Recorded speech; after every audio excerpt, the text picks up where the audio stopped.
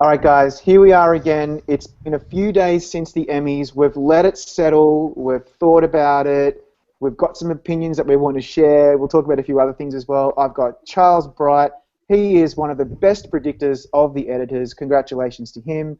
We've got Ralph Gavan. He is out there in LA doing his thing. He was at the Emmys. He gave us some great red carpet and backstage media room insight. And we've got Matt. He's in Sydney like I am. Hey. He's doing his best impression of Marie Enos from The Killing. Let's talk about Well, I heard these sweaters were in. Are these sweaters not in? They're so in Okay. that they're almost out. So let's talk about last week's Emmys. I'm going to go straight to you first, Ralph, because you were in the epicenter. Give it to us. What did you think? Of the Emmys overall, I thought, we saw a lot of repeat winners. A lot of them we weren't shocked about. Everybody was pretty happy about Breaking Bad and Bryan Cranston. That got a lot of applause, especially in the press room. Seth Meyers, I guess he did okay. I don't think he was great. I think he was probably the weakest of the decade, except for maybe the reality hosts. I thought they were pretty awful. So you can step above that, which doesn't really say much. And I know everybody's, going crazy over all of the upsets, especially in the mini movie category.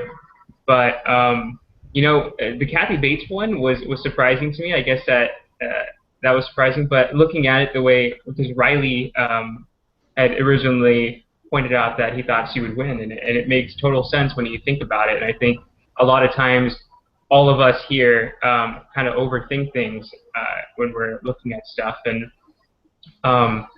that's how a lot of our picks were not up to par. But I didn't do too bad overall, and didn't do as good as Charlie, but came a little close behind.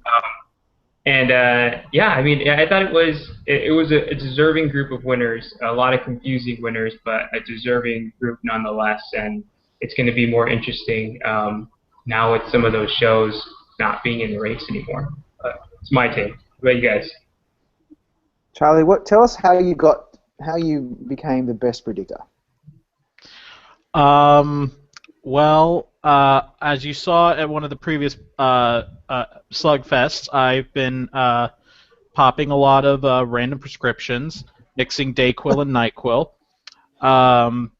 It's basically, I knew, like Chris always says, I know I'm on the right track, even if I'm wrong, if I know if my number 2 pick wins. And throughout the drama and comedy categories, that's what happened most. I probably should have had Ty Burrell up a bit higher.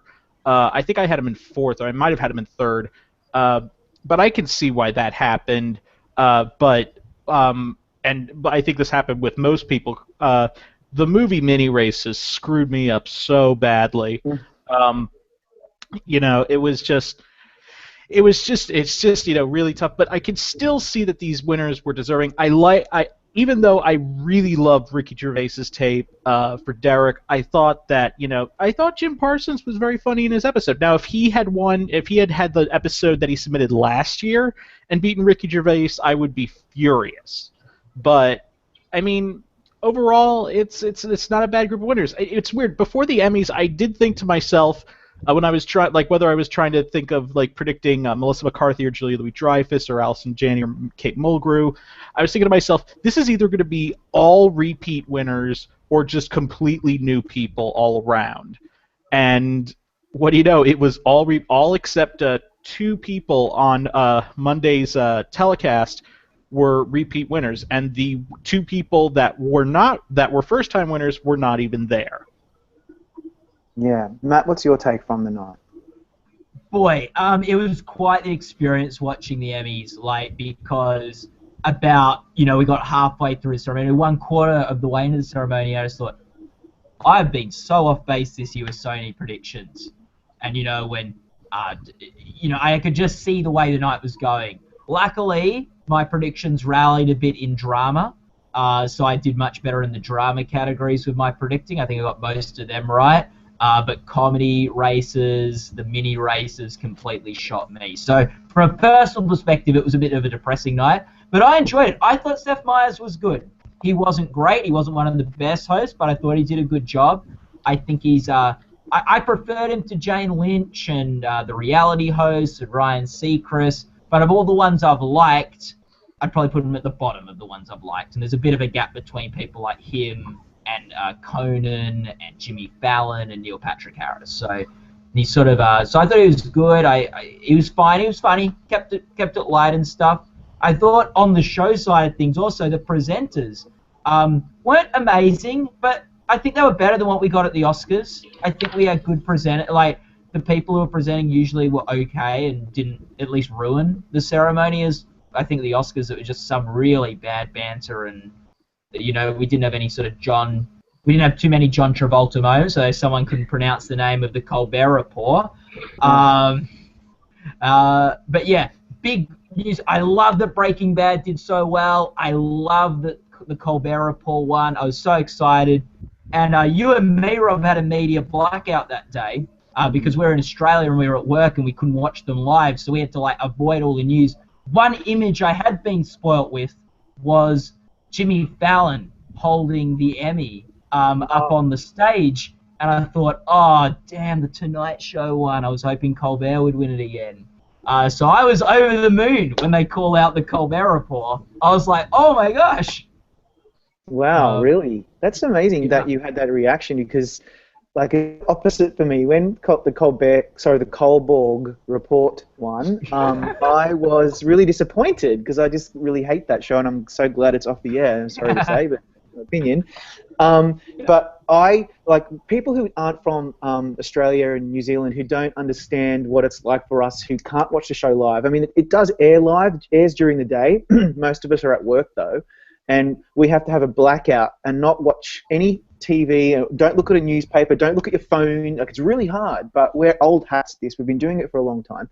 And the one thing that I saw was an email from Chris Beecham that said something about Mark Ruffalo wins an Emmy. I thought, oh, man, so okay, he won, which means Normal Heart's probably going to do really well tonight. No worries, I'm cool with that because that's what I was predicting anyway. And then obviously we got all of these surprises during the mini movie categories, which was awesome. Although I've got to say, I still don't quite understand how Alison Tolman lost that Emmy. I didn't think Julia Roberts was going to win, but I thought Alison Tolman was the breakout star of the year of everything on TV, and I'm spewing that she didn't win that. But yeah, so then when the comedy category started unfolding and I realized that I hadn't predicted any of them. I had even switched Ty Burrell out. I had him predicted the whole time, and then I switched him out the day before to Tony Hale, which was really dumb. But I also switched Julia Louis-Dreyfus in because I had her in second, so it kind of balanced itself out. And I just kept remembering what Chris kept telling me, which is don't overthink this. There are some categories that are just so obvious. Don't overthink it, and he is totally right with that. And so I always say this, but next year I'm going to go get Chris's predictions, and I'm just going to copy them because at least I'll do better than what I did this year.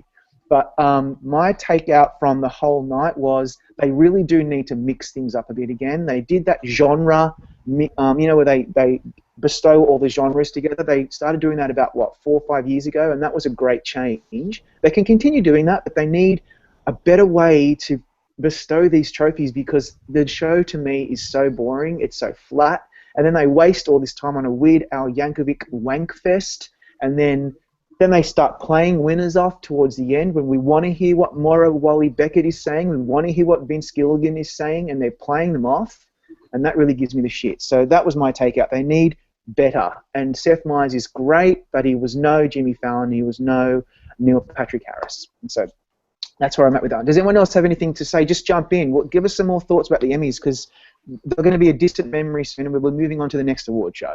Okay, I've got a question.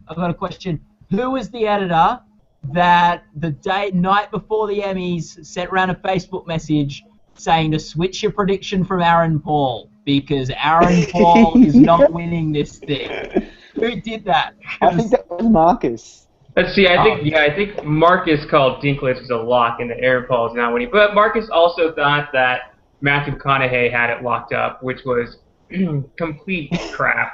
Marcus also thought that Veep or Orange is the New Black could beat Modern Family this year, which was Oh, what an idiot! all the Oh, Dixon totally. curse.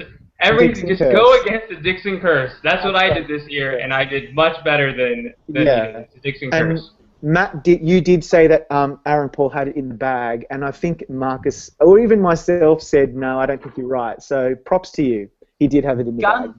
Gun to Saul Goodman's head, Aaron Paul's got it in the bag. Like, it was, to me, that scene was going to stick in voters' minds, and was similar to, I just thought that was the thing. Though, to be fair, I did predict Veep to win comedy series. So, True. But that's your blinded love of Veep did that. That's true. I told you in the comedy chat that Modern Family was going to win. You've got. Oh yeah, I didn't see how anyone could not be thinking Modern Family was going to win that. But I always want to ask something, because this is something that's really bugged me. Because I watched the show again. I always watch it a second time, because the first time I'm too worried about, like, oh, what did I predict, and I didn't do very well, and oh, Charlie said that was going to happen, and Ralph said that was going to happen, and we're all in our little bubble. And I watch it again just to enjoy the show. And I noticed that they spent some categories not showing any clips and just had the people in the audience. And then they had some categories where they had like a title card of their face. And then they had some categories, I think one category where they showed clips, and that was drama supporting actor. Could be wrong, there could be a couple of others. Why did they do that? Why can't they be consistent? And that's the first part of the question. The second part was, when you saw the drama supporting actors, and they had it all out of order because they missed Josh Charles, and they showed him at the end. Completely didn't make any sense. It wasn't alphabetical.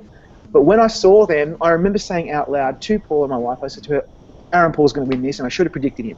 Just from the clips, you could see straight away. It was so obvious that Aaron Paul had it in the bag, but we were blinded. Some of us were blinded by other factors when we watched the tapes. So I thought the clips were really interesting, but they only did it for one category, which really bummed me out. Anyone have an opinion on that? The one thing I will give them credit for, at least on the drama supporting actors, that I know at least 5 out of 6 of them. I can't remember the John Voight one, but they played clips from the episodes they submitted to the Emmy voters, which made me really, really happy. I don't know why they did. Usually, what they usually do is when they start off with the comedy awards, they'll go, they'll just do shots of them in the audience as they read off the nominees, and then as they get to the movie mini and drama, then they go to at least clips or title cards at least. Title card package. But they just didn't do that this year. It was just all off and on, and it was really hard to keep track. And I don't know what they were thinking with that. I have no idea what was going on with that. Yeah, and I know sometimes with the award shows, they start off by doing clips in the earlier categories. Then as they lose time in the show, they cut them to make up time. Or sometimes they do something different for supporting to lead. But, they did the supporting actor clip package very late. That was one of the later awards in the ceremony. So they didn't do any for the... it was just very haphazard. I didn't know what they were doing either. But the guy won the directing Emmy for doing the Tonys. So he knows what he's doing, that guy. Yeah, that's true. Glenn White usually does a good show. Yeah. Yeah. And maybe that was a producer decision, not a director. Yeah, it would be a producer decision, not really a director to do clips or not. I thought it was really interesting as well. But I don't know. I guess there were a lot of bits that could have been cut out that would have made time, like the Weird Al Yankovic bit, maybe the questions in the audience bit, that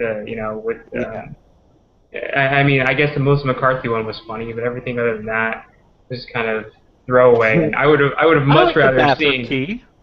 Yeah, that was fine, but I would have much rather seen a clip of the supporting actress women on there, rather than a bathroom key with an Emmy on it. It's fine. Yeah, when Melissa McCarthy called out Edie Falco, I thought that was really funny. But you're right. Like, let's honor the nominees. Let's show a little bit of their work. I can imagine that Christine Baranski was sitting in the audience and thinking to herself, "Geez, you can't even show 5 seconds of my episode. Like, I've been honored here, and I want someone to I don't know, if you're that egotistical, perhaps maybe you'd be thinking that. I sure as hell would be. So I'm just concerned that they don't spend enough time on the nominees and spend too much time on bullshit like that Weird Al Yankovic thing, which was so painful to watch. Yeah, which, like, you know, I mean, Rob, you know, you and I have a soft spot for this lady, but 40 years it took Kate Mulgrew to get an Emmy nomination. You can't show 5 seconds from Tit Punch, which she was excellent in, but you show some dude with frizzy hair just, you know, dancing on stage making 0 sense. I much rather would have had Mulgrew get her time on there, even though, you know, she lost, but still, at least to show how great she was and how deserving she was. It's very bizarre, too, when you think about, like, sort of the night before was the VMAs, where you have Taylor Swift and Beyonce and Nicki Minaj performing these, like, big musical numbers that are so buzzed, and the next night the Emmys wheel out Weird Al Yankovic for their musical number. He's a lot of things, but Fresh is not one of them. Yeah. Well, Weird Al had the you know, he recently scored his first #1 album in the U.S. So Yeah, I mean, he is current right now, and usually I do like stuff that he does, but just 10 seconds into the bit, I was at first I was really excited, but 10 seconds into the bit I was like, oh, this is not working, so I'm gonna go pay for the pizzas I ordered. Who buys Weird Al Yankovic albums? Like, it's not surely the key demos. Americans do, because he was #1.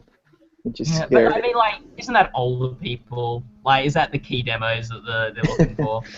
Maybe. Like, Maybe. Yeah, not you high-class Australian folk. Oh God, no. I know you guys weren't the biggest True Detective fans, but were you guys shocked at all by how little love it got, and then how, like, Orange is the New Black and Netflix had these major nominations and didn't win one? The whole, or, you know, in terms of Emmy night itself. The Netflix one as a whole kind of caught me by surprise, but then I looked at my predictions, and I was like, wait, I didn't have any of them predicted. So no, it really wasn't that much of a surprise. And I was the one who was telling you guys, remember, and this is just me, you know, harping on, you know, look at me, I'm right. I'm Mr. Basics, look at me. But you know, I was telling you that Modern Family was not going to win. I mean, that Orange is the New Black was not going to win directing. That it was going to be Modern Family, it was going to be Gail Mancuso, and what do you know, it was. And I will say the True Detective one didn't shock me as much because I knew I had Matthew McConaughey win. I had it winning directing, so that wasn't surprising. I had Matthew McConaughey winning, but I had Bryan Cranston in my #2 slot. So and I knew really it was pretty much between those two. And when Bryan Cranston won, I was like, oh, okay. You know, Breaking Bad has never won directing, am I right? Never That's correct. won directing. It's always been Boardwalk Empire, then it was House of Cards, and then Cary Joji Fukunaga won last week, and he's a very buzzed about name even before True Detective. You know, he had done that Jane Eyre movie, I think, and you know, he's a hot commodity right now. And I was kind of happy that it happened that way because I was getting the shits that they kept harping on about Matthew McConaughey in the audience and about the big movie stars. Like, we all understand now that TV is just as good as, if not better than, the movies, and people on TV should be really proud of that, and still they can't help themselves but to try to trot out this inferiority complex that they do. And it was just so apparent with this Matthew McConaughey. I couldn't even tell where he ended and the chair began because he was so tanned. And God love him, but really, honestly, I was sick to death of it. And then when he lost, I thought, well, there you go. The voters really don't care that much for movie stars. It was just all bullshit on the actual Emmy telecast itself. It was giving me the shits. What did you guys think of that?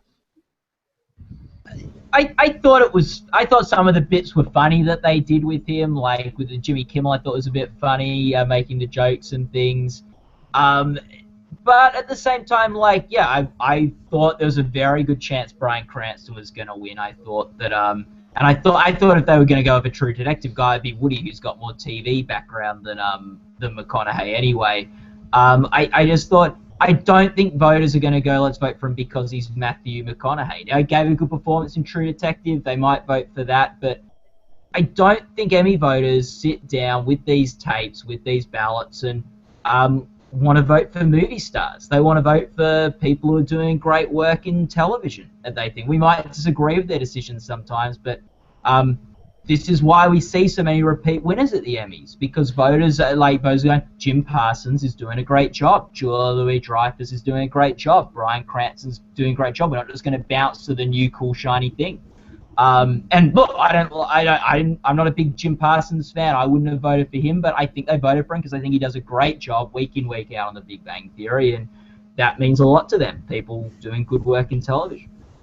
And to the point about Matthew McConaughey also is that, it's not just that he's a movie star, he's a good-looking movie star. That's really, the essence of why they were really harping on him and everything. And, he had something that most other movie stars, when they go up at the Emmys, at least in the series categories, don't have, and that was that, he's just been on this hot streak since the beginning of the year when he won the Golden Globe, and then he won SAG, and then he won an Oscar. It's been nuts for this guy. Considering if you said 2 years ago that Matthew McConaughey would win an Oscar, you'd get punched in the face and probably asked to drug tested. It's just that he's had this particular madness over this past couple of years, over this past year, that seemed that could have carried momentum his way. Like with the Emmys love to rubber stamp themselves. They don't love to rubber stamp other awards. We see Brooklyn Nine-Nine left out in the cold after it wins the Globe. We see Matthew McConaughey hot off his Oscar win, not getting the tick of approval from the Emmys. They don't mind going, no, we like this person we liked last year, but they're not really an awards group that does what other award groups tell them to do. They're not the Hollywood Foreign Press. That's what you're saying. Exactly. I mean, in the email that I sent you guys before, trying to talk you guys into switching to Bryan Cranston if you hadn't already. So obvious. It was, I told True Detective helped McConaughey win the Oscar, but the Oscar doesn't help McConaughey win the Emmy. And, Variety had a few reports out there that they were saying that they were hearing grumblings from other Academy members that why award a guy who just came in for one season of doing, a True Detective and award him with the Emmy when you have somebody who's a staple of television, Bryan Cranston, who's built this iconic character, and it's your last time to award him. I mean, it was just, and then with the tape matched up to that, I'm glad Cranston won, and then also McConaughey's episode just was not great. It was, I thought it was awful, but you guys already know my feelings, and I don't want to piss anybody else off that really loves True Detective, but I thought it was a horrible choice. I mean, I will say, I was just going to add, does the last time to win an award, does that carry muster when he's won 3 already? I don't think so. It didn't carry much when Steve Carell won 0. Right. Yeah. Yeah, but then you have winners like Megan Mullally, who won on her 7th and final nomination. She had won before. Yeah, she had won before, but her last, and so did Cranston. But this was their last chance to award her. Cynthia Nixon, this was their last chance to award her an Emmy, and she had been nominated previously for Sex and the City. She also submitted better, and Tom will be the first one to remind you. Guys, same thing with Sarah Jessica Parker. I think the key here is Breaking Bad was going to win pretty much everything on primetime Emmy night. If Anna Gunn had gone lead actress and Betsy Brown had gone supporting and they were both in there, they would have won them as well. That's really how it was panning out. It didn't win directing, fair enough. That was won by True Detective. I reckon that was probably close. But Breaking Bad won everything else that it was in that night. And I think that's the main reason. And Bryan Cranston's so beloved. I mean, he was part of that highlight from earlier in the night with Julia Louis-Dreyfus. He is just so beloved right now. He's royalty. And that was more important to voters than this Oscar winner that is also royalty, but has come in for 8 episodes and then he's out. And they weren't going to reward him for that unless he was something so wonderful. And a lot of people didn't love True Detective as much as maybe some of the critics did. Maybe that's the reason. Bryan Cranston wasn't going to be lower than second on anyone's ballot. Correct. The fact of the matter is True Detective was more polarizing and was going to get a Gavin. Yeah. So let's talk about what's been the really hot issue at Gold Derby this past week, and that is gays in Hollywood. Because there's been a couple of articles. Wayman Wang wrote one, and then Tom wrote another one about how The Normal Heart was bitch slapped because, let's face it, Hollywood hates gays. Now, many people don't agree with this, and it's been the subject of quite some debate on our forums. You should go there and have a look and chime in with your opinions. My opinion is that I don't think that at all. I think there are many examples of gay-themed TV shows and movies winning in the past. I just don't think that many people thought The Normal Heart was that good. It got a lot of nominations, but there were other really, really excellent movies and TV miniseries out this past year, and they spread the wealth. That's my opinion. It still won Best Movie, so I think that whole theory is can be easily debunked. I'd like to hear from you guys, though. Charlie, why don't you go first? What did you think? Sure, single out the gay guy for that. You're first on my list, okay. Now I know what the pink list is like. What I will say about this is that I think it's something that needs to be considered. That there's a chance on this that the problem with it, and here's the thing, and I'm kind of going all over the map on this, but in Tom's article, he brought up the infamous 2005 Oscars where Brokeback Mountain, which had won every single award on the map, all of a sudden lost out to Best Picture to Crash. I don't think that's fair to put it in this context because, remember, with these panels, specifically acting and writing, the ones that and directing, the ones that Normal Heart lost, these are very small panels, 50 to 70 people, no more than 100 people on this panel. There are many factors we won't know specifically since we don't know who the specific voters were and what they were thinking, what made them not vote for The Normal Heart higher in those categories, but there are many plausible theories. Sherlock was a very fanboy kind of show, and that's not to take away from Sherlock for any of the fanboys out there. It just has a lot of rabid fans. The luck of the draw with the people who signed up to be on panels, if they were selected for those panels and Sherlock was there, it's very possible that they were just going to rank it high no matter what. You also had people who, in the supporting actor category, where particularly we thought Matt Bomer, an openly gay actor, would win for playing a gay role, which we have seen sort of a bias against sometimes in Hollywood. Hollywood not being willing to reward straight actors for playing gay roles, but not willing to reward openly gay actors for playing gay roles. In that category, with Martin Freeman, they're not just seeing Sherlock, they're also watching Fargo, which he's in, and that could have left a real impression on those people as well. It was very frustrating, but we have seen an openly gay person win for a gay role, and that was Dan Pukatinsky last year for Scandal. He was able to win. So I think there are a lot of factors. It's something that we can't be so naive as to say, well, everyone in Hollywood loves gay people, since they practically built the industry along with the Jewish community. But it's something that can't be completely discounted.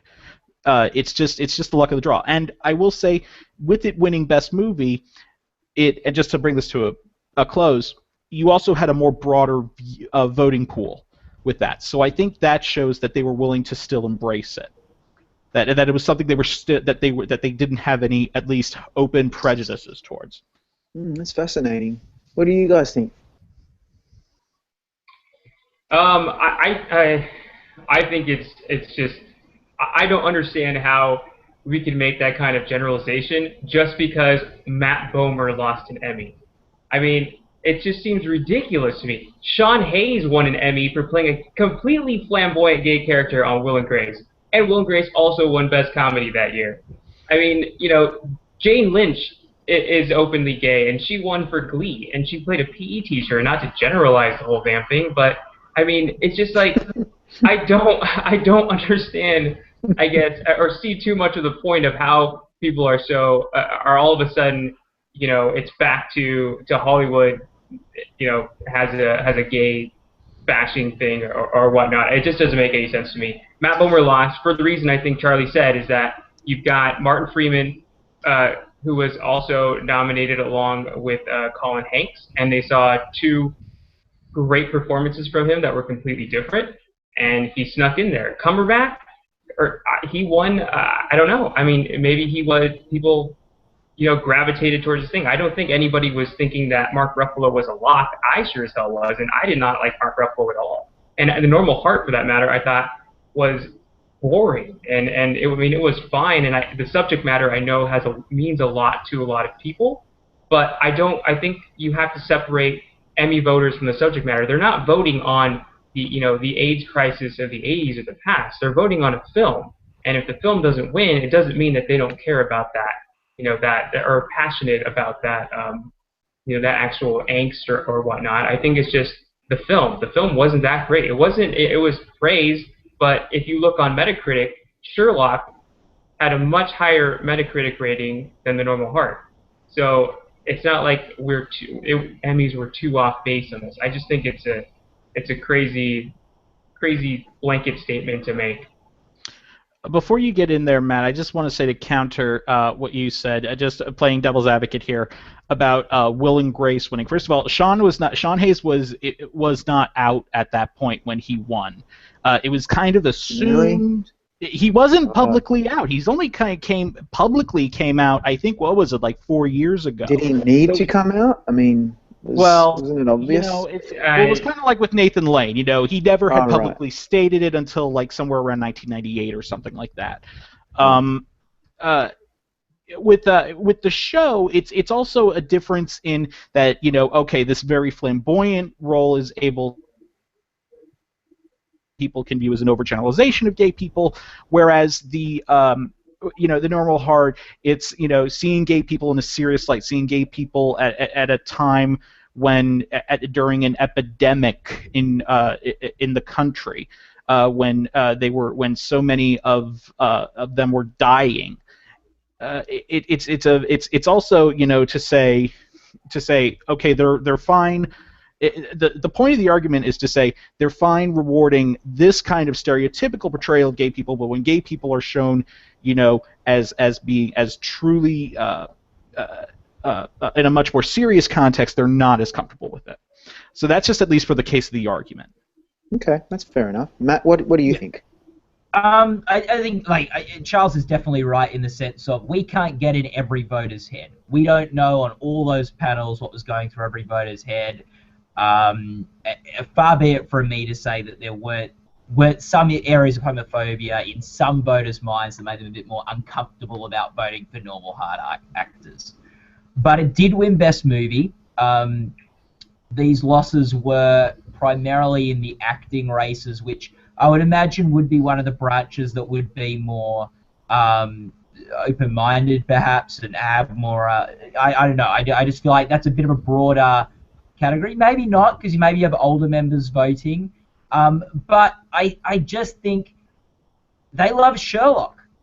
I think that Sherlock did really well on the technical awards. It was Emmy's biggest winner on the night. I just feel like there was in the Academy we completely underestimated Sherlock, and I think that's probably what happened. And since it won Best Series, we have Modern Family win Best Series every year at the Emmys, and they've got like 1/3 of their show is about a gay couple. So part of me feels like I'm not sure if we have enough evidence on the Boma loss. And I think it's partly also the Emmys aren't the Oscars. In the Oscars, these performances would have been slam dunks. We saw Matthew McConaughey win for a role where he struggled with AIDS. We saw Sean Penn won for playing Harvey Milk.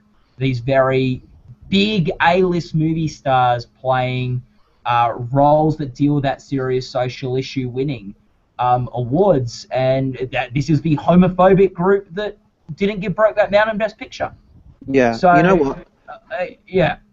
I think the key Sorry, go on. Sorry, I thought you were done. Yeah. Sorry. I was just going to say, partly maybe the Emmys are more happy to honor actors from genre things like detective, like Sherlock-type shows, British sort of crime shows, and horror films than the Oscars are. It really bothers me when people complain or suggest that something needs to win because of its genre or because of its subject matter. Like 12 Years a Slave, a lot of people were saying it should win because it's important and it's about an important part of American history and because of what African Americans have had to go through. And I don't doubt that at all, and I think there's a lot to be said about that. But I didn't think 12 Years a Slave was a better film than Gravity, and personally I would have voted for Gravity because it was a better movie and a better achievement. But people thought that wasn't no valid argument at that time, and maybe this time people were thinking, oh, The Normal Heart is about something serious, and it's about gays and the plight that they dealt with during the 80s and are still dealing with now, I would suggest. And yet, therefore it should win over something that was perhaps maybe not as good, but even though it was a better achievement like Sherlock, His Last Vow. Now, that's just one side of it, but I've got to say I do want to give what Charlie is saying some credence and what Tom is arguing and Wayman, because I have a feeling that it was because of the gay sex in The Normal Heart, and the same could be said for Brokeback Mountain.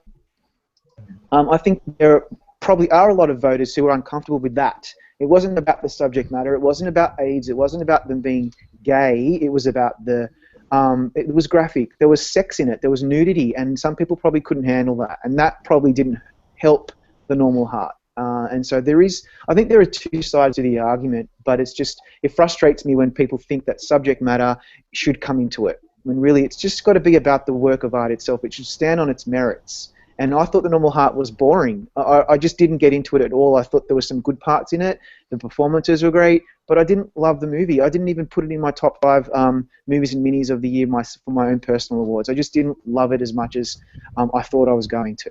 So that's we all have you make a great point, but I think that's the part that frustrates me the most, is that we're not even talking about it having lost Best Film. Right. It won that category. We're talking about because people are flipping out because Matt Bomer did not win.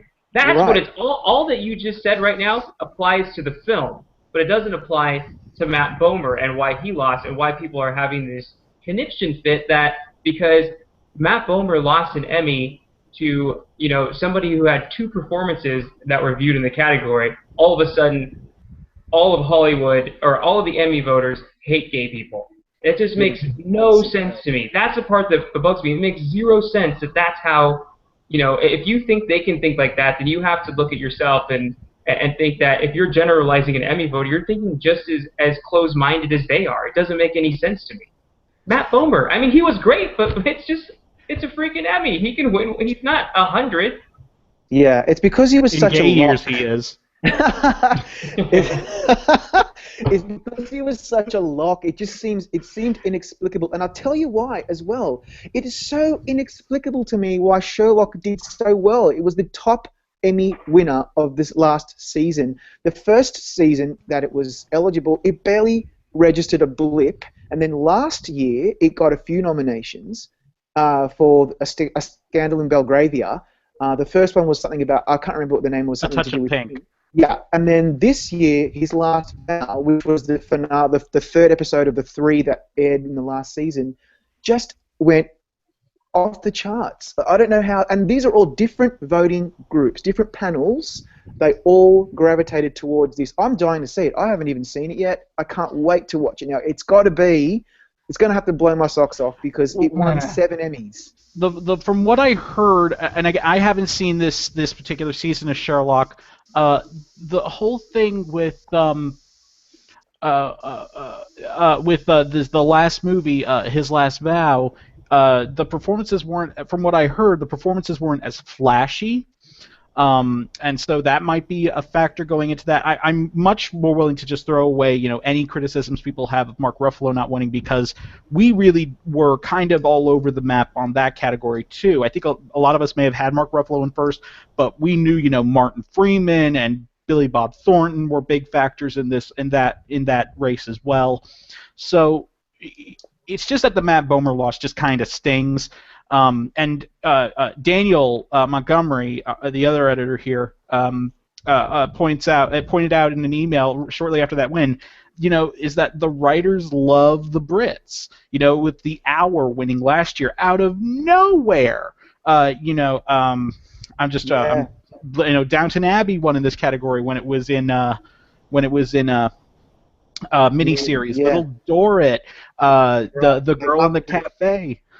They just like that, so it's understandable. Even though I felt really bad for Larry Kramer because they had brought him backstage because he was walking with the cane, and so they brought him backstage in case he won. And so when they cut to the writers, you see Larry Kramer backstage, and he doesn't win, and that just made me really sad. But it's also the one other thing I want to counter with the Brokeback loss is that, remember, in 2005 we had several members of the known voting members of the Academy, come out and say, I'm not going to watch this movie. They were the older members of the Academy. Ernest Borgnine, Tony Curtis said, I'm not going to watch this movie and I'm not going to vote for it. Blah blah blah. We didn't have that this time, and so it's just more, and it won. So it's just kind of the sting of Matt Bomer, because he was supposed to be of all the categories, which we were losing sleep over quite a few of them, that was supposed to be the easier one of the easier ones. Yeah, and it was because his performance was just amazing in The Normal Heart, and let's not deny that. But they like Martin Freeman, and he was overdue, and he was in Fargo, and that just tipped him over, and that's really the end of it. You know what's really amazing? It's just occurred to me. We've been talking about the movie mini categories more than anything else, and a few years ago they were a non-event. They were they amalgamated movies and minis because there were no minis, and now all of a sudden the TV landscape has changed so dramatically that this is where all the excitement seems to be. We're still talking about it. God only knows what's going to come out in the upcoming season that we'll get to talk about again, but it's really, really exciting that we are still thinking about these amazing pieces, works of art that we're all competing against each other and in such close races. So that's pretty cool. That's an upside. One other thing I just want to say about it, just to counter, is that the Emmys do have a history of rewarding works about HIV/AIDS, specifically within the gay community, than the Oscars have, or pretty much almost any other awards, probably besides the Tonys. In 1984-85, the openly gay writers of a TV movie that aired on NBC called An Early Frost, it stars Aidan Quinn in it, won the writing category. It had a bunch of nominations. It won the writing category for the two openly gay writers who wrote the screenplay to that movie. You had And the Band Played On, which I know lost most of its acting awards, but also get a lot of recognition. I think it's just from, we're not used to seeing this kind of material lose at the Emmys, specifically after we saw the sweep that happened 10 years ago with Angels in America. Yeah, absolutely. Yeah. And to be fair, also, like, Helen Mirren was winning for British crime acting awards for Prime Suspect at the Emmys before she won her Oscar. Mm-hmm. So, like, they've awarded these British detective things before here. Yeah, they do love the Brits. And I think the other factor, I think this is another thing that Daniel said, he's a very smart bloke. He mentioned that it's a slap the stud syndrome. It's one of Tom's favourite arguments, and I think that it does bear some weight, because John Hamm still hasn't won his bloody Emmy, and Matt Bomer, he's pretty, and maybe they just don't like to give studs, in inverted commas. I forgot he is pretty. It's just, is that just a bullshit argument, or is there something to be said for slap the stud syndrome? I think it's something to be said. I mean, that could have hurt Bryan Cranston. I mean, not Bryan. That could have hurt Matthew McConaughey too. Mm-hmm. What do you think, Ralph? You've been awfully quiet. What do you think about the slap the stud? I don't know. I really don't have too much of an opinion on it. I don't really think people, like we said, we get different panels all the time. I don't really think people whisper from panel to panel like, hey, if the person is super good looking, make sure you don't vote for him so we can keep that slap the set thing going. Yeah. It just doesn't make any sense to me. So I just think, just sometimes people prefer one thing to something else. People prefer tea to coffee in some places. So it just, I don't know. I don't really think there's too much into it. And because that would mean that every male Emmy winner is dog ugly. Which would be insane. So, guys, do you want to look forward? Let's look forward to let's look forward to we've got the Golden Globes coming up. We're going to do a whole bunch of these slugfests leading up to the Globes, especially on the TV side, because you know that the TV side is always neglected at the Globes in terms of hype and buzz. So we will ensure that we'll be talking about that for months to come. But also the Emmys next year, there'll be no Breaking Bad. We'll have a different set of movies and minis. We don't know what's going to be in, although we know Fargo will be back and other things like that. But Modern Family, it could win sixth. It's sixth, and just obliterate the record, or something could topple it. So I want to just throw it over to you guys now. What is going to topple Modern Family, if anything, next year? Anybody? The silence is deafening. I just have zero clue. I mean, the only thing I can think of things to come. would be the only two that I mean, I know Marcus, who's not here, who should be here right now, but is asleep for some reason. Even though I'll tell everybody it's not even 7 o'clock at night right now in LA, and he's asleep. He thinks that the new Netflix show starring Lily Tomlin and Jane Fonda is a lock to already win Best Comedy next year, which is crazy to me. And I honestly think it'll be somebody from the pack that we had. I'm sorry, Matt, I don't think Veep is ever going to win. I think if it had a chance to win, it was last year when Modern Family was not up to what it was this year, and it had all of this buzz. I think the Academy likes it, but I think they're like Charlie had pointed out to us in the comedy chat. Modern Family is broad, and Veep does not have a broad appeal. People either like it or they don't care for it. And so I think but the same thing could apply to like a Silicon Valley. I think Silicon Valley has a shot if it comes back with a few acting nominations, just because it's prissy and it's kind of a high maintenance show, and it's about smart people making money. And I imagine that's why you got 5 nominations out of nowhere this year. And if The Big Bang Theory has a good year, I mean, it's got a wedding arc coming up. Raymond, everybody loves Raymond, won for a wedding arc. I think it could have a shot. But I don't really see, unless I don't know. Honestly, I don't know. I think Modern Family has a damn good shot to make it 6.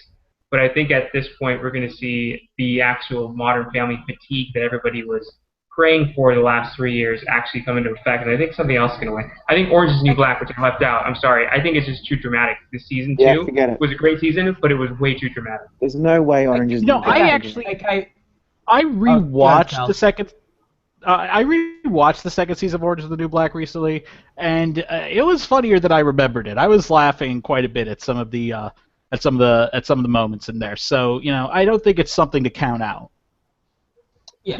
Now, I'm sorry, like, with Veep, okay, and I know I predicted it this year, I was wrong, although, to be fair, the week before I was saying I thought Smart Money was on Modern Family.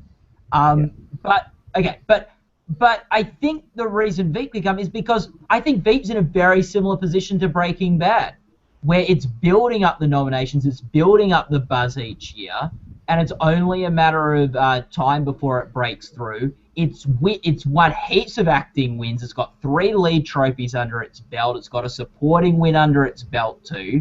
And I think people were saying that a lot about Breaking Bad. Sort of like, well, if it didn't win for last season, then it will never win for Best Drama Series, because last season had a lot of buzz and a lot of nominations and things as well. I think Veep could be the Breaking Bad of comedy series. And not to say that it wins twice or that it has the most acclaimed series final of all time, but eventually it'll break through because it's got those acting wins on its resume. It's got acting wins on its resume. It's got a nomination build on its resume. It's a show they've nominated from the beginning. I think it's in a really great spot to claim it next year. I agree. I think Veep is the only thing that can topple Modern Family at this stage. We don't know what all the new shows will be like. There could be a real breakout from the new season, but I think Veep's the only thing that can do it. Unless Mom has a really good year, maybe, like Chuck Lorre sitcom might do well, but I can't see anything else on the horizon. That FX show with Billy Crystal might be really good. There's nothing else on HBO or Showtime that I'm aware of that could possibly... I just don't think Silicon Valley to me is too... not mainstream enough. The beep's the only thing. Otherwise, we're going to see another Modern Family win, and people are either going to love that or hate that, depending on where you sit. On the drama side, I can't imagine what's going to win next year. It's so early. I don't know what all the new shows are going to be like. I haven't really looked at the slate of what HBO and Showtime are trotting out as well, if there's anything new, or even FX and AMC. But it looks like maybe True Detective, if it has a really good season again and it's in drama series again, if HBO decide to go down that road again, maybe that has a better shot this time without Breaking Bad in its way. Well, it may not even be ready for next Emmy season, from what we're hearing. It could maybe push to 2015, so it may not even be in there. And I'm curious, you guys, because a lot of you guys are Mad Men fans, do you think after 3 years of it being completely shut out that next year, its final season, it'll come back and win drama series, actor, and supporting actress, like a lot of people on the boards are thinking? I don't think it'll win. I don't think it'll win drama series, at least based on, without knowing, what these episodes are like, what these final episodes are like. I don't think it'll get there. John Hamm might have a shot. We have to see. We have to wait and see. What the material he has this year. I think there's a shot for it to pick up some wins. Kind of the way that 30 Rock, after being shut out for 2 or 3 years, was finally able to come back and claim some trophies, including a casting trophy out of nowhere for its final season. That was crazy. But it also won writing. I think there's a shot. I think there's a decent shot for it to happen. Yeah, I think with Mad Men, if it has an amazing final season, if it just blows everyone out of the water, then of course it's in the race. Of course it could return. They like the show. I think Breaking Bad set the bar very high for what a great final season looks like. But if Matt Weiner and the team deliver this, incredible 7 episodes, I think the Academy might stand up and take notice. There's definitely an opening in the winner's circle now. Breaking Bad's not coming back. If John Hamm has an amazing episode, if Christina Hendricks has an amazing episode, they could come back to. They could win. They could win finally. But I don't think the Emmys are really an awards that you sort of lose for a couple of years, then you come back and win. West Wing didn't win for its final season. Sopranos had 1 year off in between their wins. Two Emmy seasons, but one season where it was competing. It's not really sort of once you fall off, it's hard to get back in the winner's circle. And I think for drama series next year, it's your House of Cards, which I think is building up strong momentum, is an Academy-friendly show, has buzz. If it has a great 3rd season, I think it's going to be the one to beat. And if Game of Thrones, who got 19 nominations this year, it's a constant nominee. I think that's always going to be a hard show to win. I think it's got hurdles that it has to clear. But I don't think it's impossible. So I think they're sort of your 2 front runners, with a True Detective being your ultimate wild card. We don't even know who's in it. We don't even know if they'll switch to miniseries category. We don't even know if it's going to be in next year. But, obviously if they're great, they're sort of the 3 shows that I have on the radar at the moment, rather than putting my money on a completely new company. Yeah, I'm totally with you on House of Cards, especially because next year during that time, the U.S. is going to be, hot into election season for its president, and it's the presidential year on House of Cards of Frank Underwood in there. So I think there's a lot of, a lot of positives that House of Cards has if it can live up to it. And I don't know. I totally agree with you, and I think you're right, Matt. I think I would love Game of Thrones to pull off a drama series win at some point, but I think it does have a lot of hurdles that it has to deal with. I mean, it being a genre show, we're lucky it's even getting nominated, let alone ask for a drama series win. But I agree. Yeah, that's a really good point, Matt. I forgot about Game of Thrones. That would be very cool to see that happen. And I was also just reminded that I know Boardwalk Empire hasn't been in for a while now, but it is its final season. It is still quite beloved by the Academy, and it's a possibility as a surprise. But with Mad Men, my take on that is it reminds me of The Office and Steve Carell. I think that we will all be banging that drum for John Hamm for months leading up to the nominations and the Emmy night next year. and I just can't. I just think he's going to keep losing, just like Steve Carell did. And it also reminds me of 6 Feet Under. I remember there was a lot of hype about that being overdue. It never won. It was a groundbreaking show on HBO at the time. It was always kind of overshadowed by its stablemate, The Sopranos, and that's kind of how Mad Men has been the last few years with Breaking Bad. So I just think Mad Men will continue its losing streak, unfortunately. I think it would be great if John Hamm and Christina Hendricks won, but I'm going to be on the bandwagon of no, they're going to be snubbed forever, and that's really, really sad. But anyway, yeah, I'm prepared for that to happen too. Yeah, I think so. I think the Emmys aren't very. They don't have any. They're not sentimental about these things. And The Sopranos won in its final season because it was just the best contender in that group at the time. It was a weak lineup that year. That's probably the weakest lineup of drama series contenders we've had in the past 15 years. Like Precisely. That year was a sort of. Yeah.